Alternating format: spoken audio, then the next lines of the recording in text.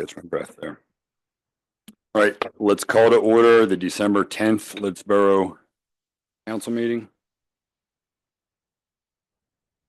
Mayor, Yep. start with the pledge. Stand and pledge the flag, please.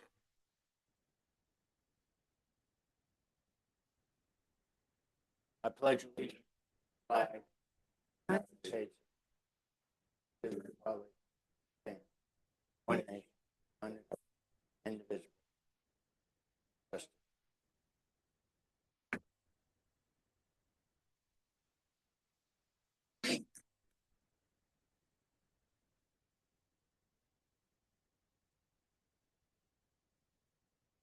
Good. All right, we really only have one agenda item tonight, and that is the subcommittee report on the finances.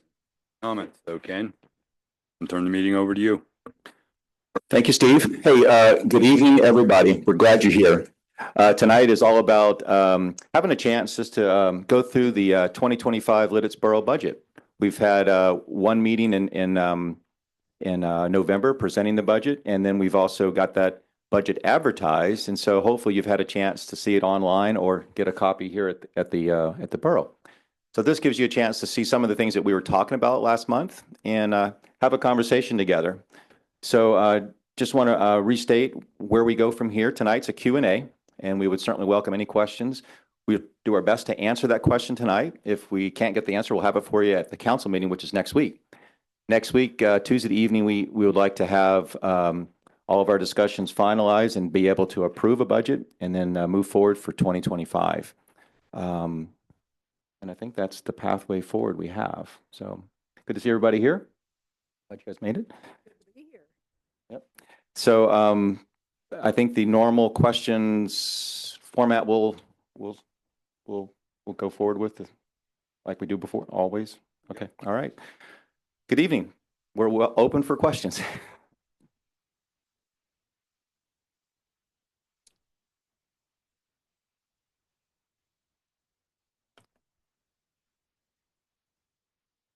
Comments? Well, I think perhaps the big question on people's mind out there is you saw the article in the paper that published this year's budget, right?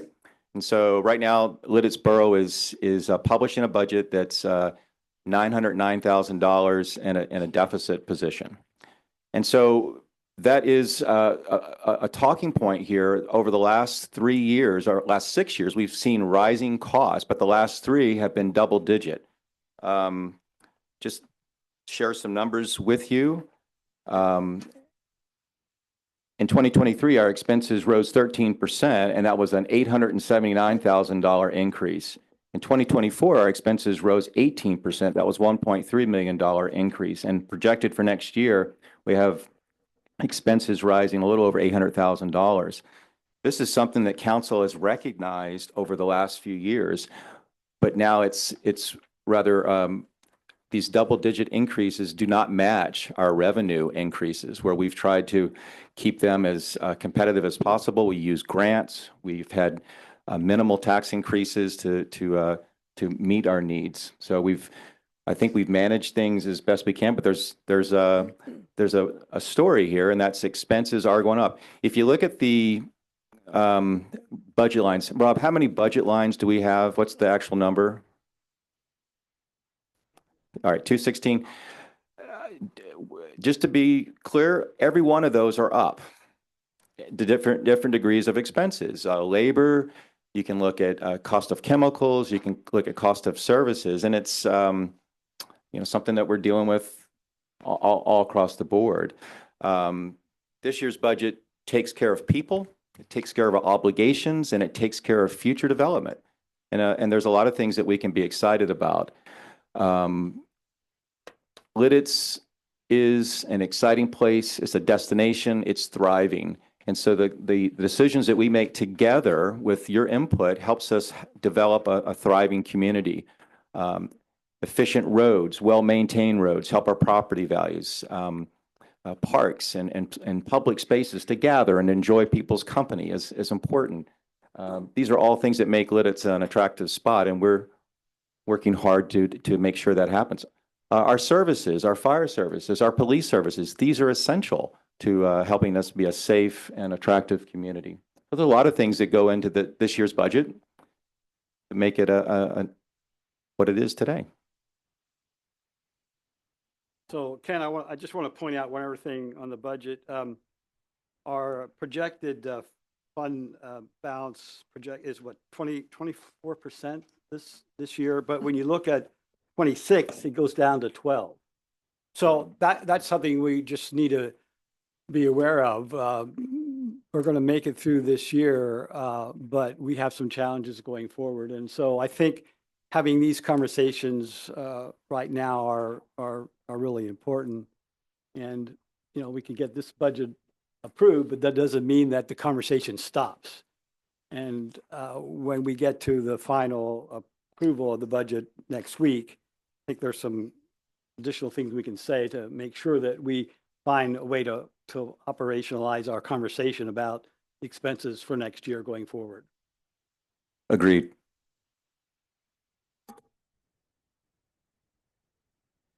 Rob, did you have anybody online with questions? No, Steve, no questions online. David? No.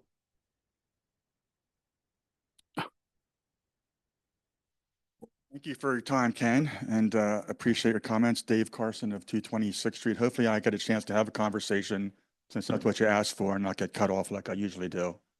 But my questions are, you talked about the tax increase. You raised taxes $950,000 a year a few years ago. Garbage fees, 67%. Those increases went up. You had a surplus of $1.6 million for 2023. And now for 2023, we're expecting a general fund deficit of $909,000. Right. So I'm going to ask a question and hopefully I get a conversation. I'm going to do another question and not get cut off by a certain person here. What's going to be the plan going forward? We're talking generically about what the plans are. I want to hear some concrete information if I can, please. And I think it's important not just for myself, but all the residents. Is it just going to be continued spending with more real estate tax increases? Are we going to have a review of borough expenses to cut costs? Those things need to be discussed, I think, as part of this budget. Okay. And the second question I have comes with the format situation. I looked at, you published the budget a week or 2 weeks ago, I guess. I'm looking at the budget, and so I look at the general fund. I look at the 2023 actual end of year net balance.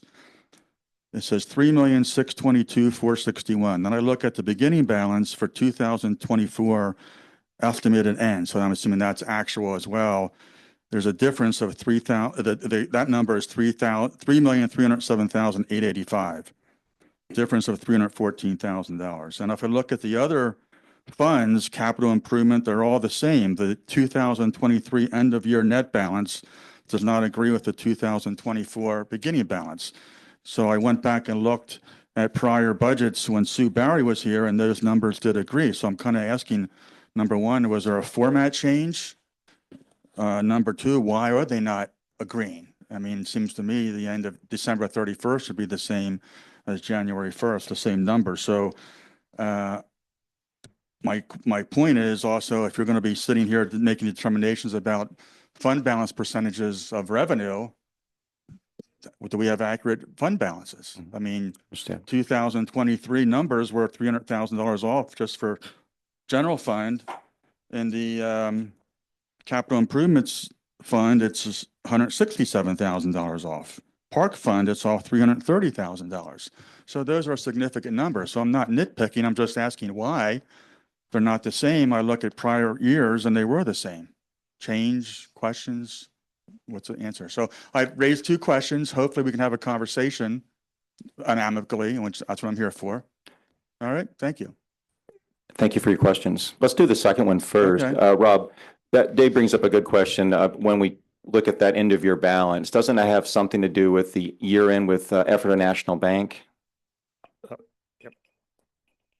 Well, yeah. So I can't speak to how Sue used to do things as far as the numbers matching up or whatnot, but the beginning balance is the number I take off our end of year statement from Ephrata National Bank. So, you know, when we get that that paperwork in, late January, maybe even February. I just go ahead and plug those numbers into the top budget number for that year. So for example, in January of 2024, I put in the ending balance in Effort National Bank for our general fund into that 2024 budget column.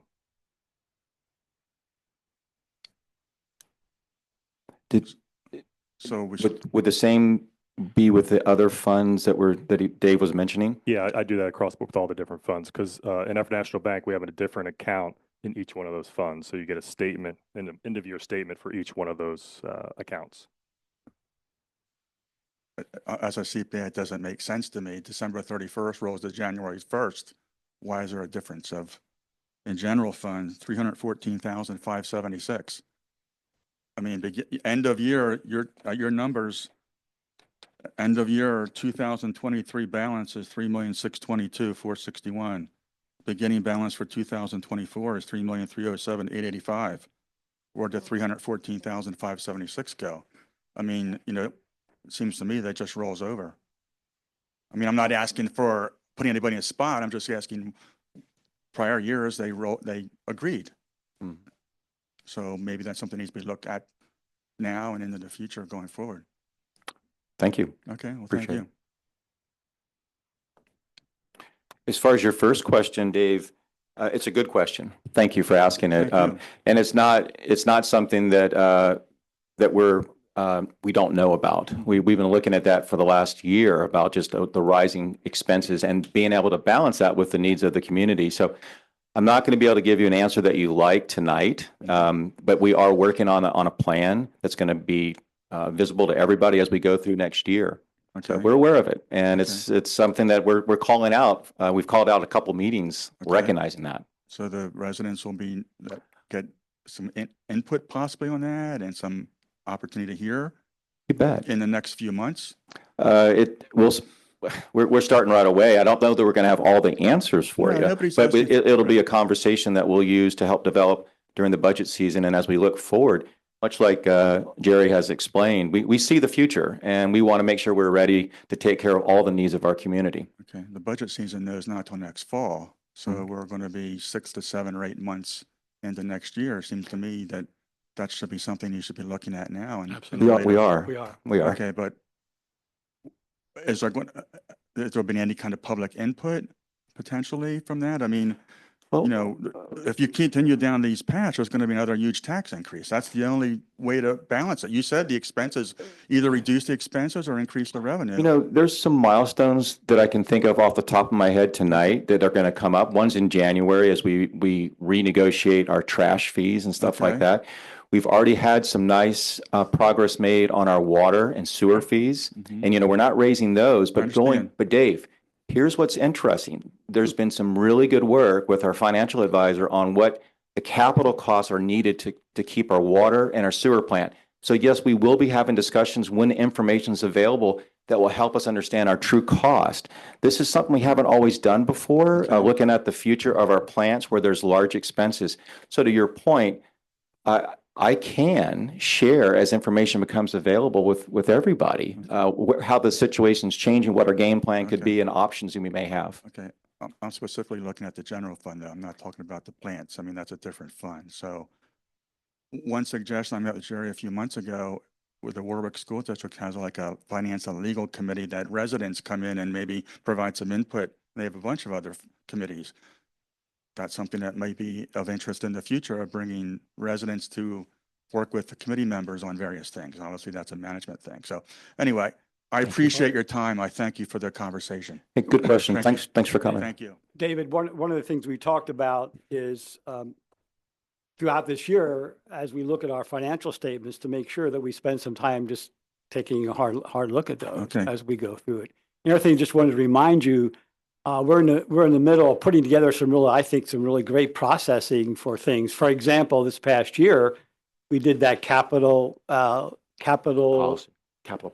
ca- A capital policy with a scorecard. yeah, the I scorecard. understand. And I think there are some other things we can do similar to that going forward. And in our next fiscal year to manage those kind of Right. things. Okay, well, I And, appreciate that. and absolutely, it's an important thing for us to Right. be aware of. Okay, So, yeah. I appreciate your time and your comments. I'm just concerned about, these costs continuing, get another 60% or a massive tax increase at the time. Hey, Dave, just for discussion points, we look at our neighbors, our other boroughs, and we raised taxes in 2023.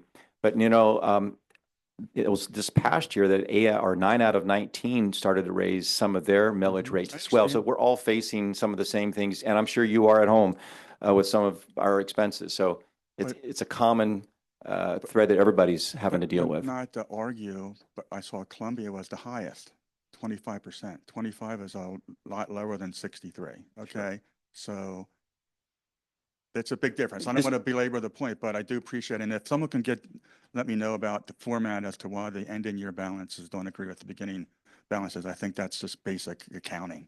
Okay. So, all right. Thank you for your time. Appreciate it. One up.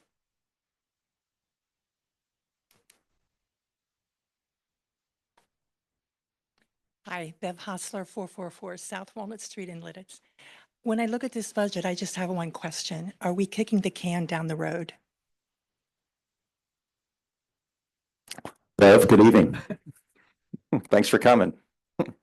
Well, I think every budget has components that are essential to the services of the community and some that are nice to have. And I think that's something that we as a council have to decide. What's essential to taking care of the infrastructure and the basic needs of our community. So I don't like that. I don't like that term. For instance, let me just tell you from my standpoint, we were not able to do much in the way of paving several years ago. We were just doing $200,000 $300,000 worth of paving. That all it does is patch. It doesn't repair. It doesn't resurface roads. And there was a decision made by council to not kick the can down the road and to take decisive action and to start recognizing our community and the needs of paving. So we made a goal of trying to shoot for 1.5 miles a year as best we can, and it fluctuates. Some roads and areas are not ready, and so forth. But as we move forward, that I think our track record so far has been, the first year we did 1.5 miles. This year we did 1.5, and then last year we did 1.14. So we've started to do a lot more than we've done in the past, where we did like 0.2 miles and 0.6 miles. So where we can take decisive action and not kick something down the road, we have. And that's a good example of what we have done. I would say the goal is obviously not kicking it down the road, but there's a very heightened awareness. I think everybody, and we've got new council members, everybody saw how hard it was to get the budget where it was this year. I mean, there was some serious concessions made at the last meeting. We upset a few people doing that, but we had to make some concessions that we probably wouldn't have been intended to make 6 months ago. But I'll share, I think almost every council member has come to me with different ideas and saying, Steve, can we take an opportunity to look at this harder? So I will say, and I think that's what Ken's alluding to, there's a lot of things we're going to try to, shall I say, pull back the onion and look deeper inside to see where else can we find some cost savings options. It's very interesting that as a council, we have an obligation to our community to keep it safe. And there's expenses associated with doing that. And so we need to always be aware that we have some priorities that are important, and public safety is certainly one of those.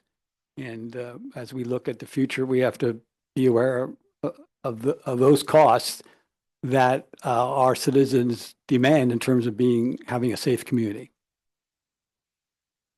Anyone else?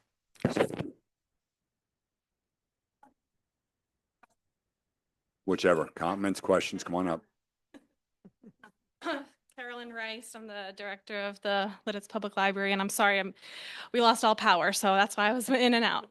But just wanted to say thank you so much to all of you for your support of the library, as well as having this session tonight, giving us the opportunity to share a little bit. I just wanted to let you know how vital your financial collaboration is to the library, allowing us to ensure that we are meeting the needs for the 3,000 residents who come into the library every single week. It's really due to your support that we're able to offer 3.5 programs every single day that the library is open, that we can provide access to consumer reports, that we can give people basic internet access with our Wi-Fi hotspots. So so I really just wanted to say thank you so much for your dedication to the residents here, as well as your recognition of the library as a community asset, and seeing that, we really do enrich the lives of this community. So thank you so much again. As always, I welcome you out to the library so you can see your support in action firsthand. So thank you so much. Thank you. Thank you, Carolyn. And Thank you. thank you to you and your board and all of, Lynette Mack as well. She's our board president. Sorry, should have introduced her, but thank you. thank you for all of the work that you do to serve our community. Anybody else? Comments, questions? Nothing online? Rob?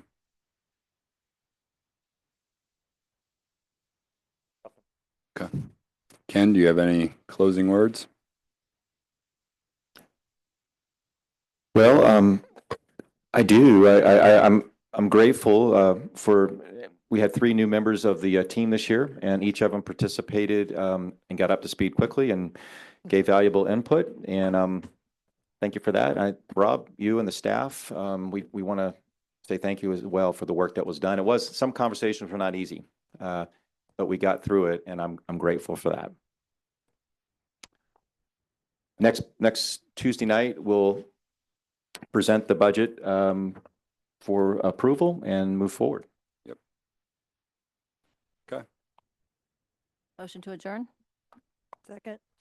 A motion and a second. All in favor? Aye. Aye. Aye. Motion approved. Thank you.